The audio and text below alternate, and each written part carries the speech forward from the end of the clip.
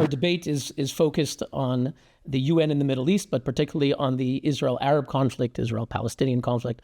And I agree with Richard that there are places in the world outside of that conflict. If you remove Israel, if you remove the Jews, there are places where the UN can play an important role. And I support UN agencies that, however flawed and imperfect, can do good. UNRWA is the opposite. That's the problem, is UNRWA hasn't resettled a single Palestinian in 7 decades. They are the opposite of the UNHCR. The goal of resettling refugees is not the goal of UNRWA. UNRWA's goal, effectively, is to dismantle Israel. They tell Palestinians in Gaza who are living in what the UN calls the state of Palestine. They've been in Gaza for decades. They are told this is not your home.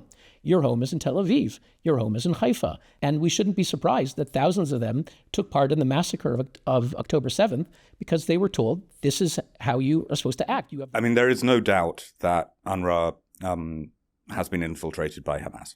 I think it's probably also been infiltrated by Israeli intelligence, but that's another story. But I'm afraid my view on this is actually quite cynical. There's never been a humanitarian operation in the world that hasn't been manipulated by bad actors on the ground. It comes with the territory. And in Gaza in particular, we'd always known, and Israel always knew, that Hamas had penetrated UNRWA.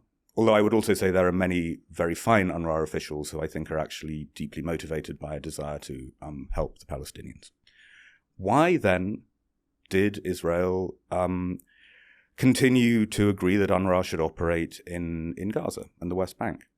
The answer is that it was stabilizing the situation. My colleagues at Crisis Group have called UNRWA a substitute for the state. It was providing sanitation. It was providing health. It was providing education. And yes, that education has been controversial. But if you hadn't had UNRWA there, you would simply have had chaos. I think that what we're going to find is that there is no credible alternative. Private companies cannot provide the sort of services that UNRWA provided.